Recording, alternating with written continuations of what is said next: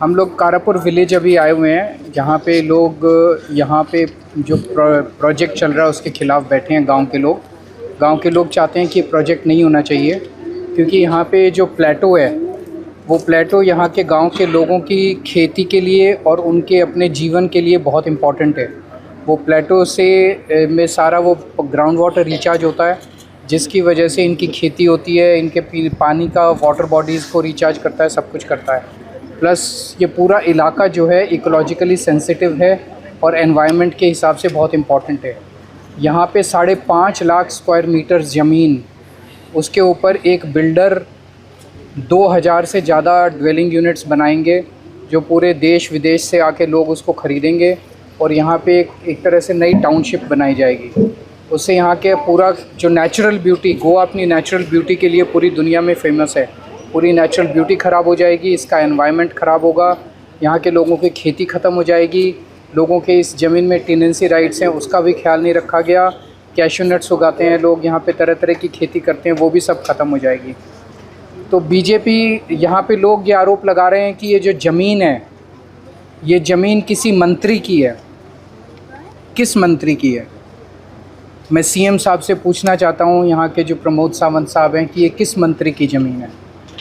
उस मंत्री को करोड़ों अरबों का फ़ायदा होगा ये ज़मीन बेचने से। इसको टीसीपी एक्ट के सेक्शन 39A में एग्रीकल्चरल लैंड को लैंड यूज़ चेंज करने की परमिशन दी गई है, तो मंत्री को तो करोड़ों अरबों का फ़ायदा होगा। जिस बिल्डर को दी गई है, ऐसा आरोप लग रहा है कि वो बिल्डर बीजेपी से कनेक्टेड है, बिल्डर को भी करोड़ों अरबों का फ़ायदा होगा। गोवा के लोगों को क्या मिलेगा? इस गांव के लोगों को क्या मिलेगा? इस गांव के लोगों को तो कुछ नहीं मिलेगा। इस गांव के लोगों को तो बर्बादी मिलेगी। इस गांव के लोगों का तो जीवन, खाना पीना सब बर्बाद हो जाएगा।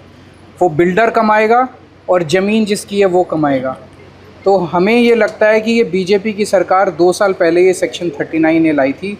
सेक्शन 39A के तहत इसी किस्म के पूरे गोवा के अंदर कई परमिशंस दिए गए। केवल और केवल ये बिल्डर्स की सरकार है, ये कॉलोनाइज़र्स की सरकार है, पूरे गोवा को बर्बाद करने में तुली हुई है। खूब भ्रष्टाचार हो रहा है सेक्शन 39A के तहत। मैंने इन लोगों को ये आश्वासन दिया है और ये भरोसा दिलाया है, विश्वास दिया है, बीजेपी की सरकार कुछ नहीं करने वाली। आम आदमी पार्टी को वोट दीजिए जम के, कुछ महीने रह गए हैं चुनाव के, आम आदमी पार्टी की सरकार लाइए।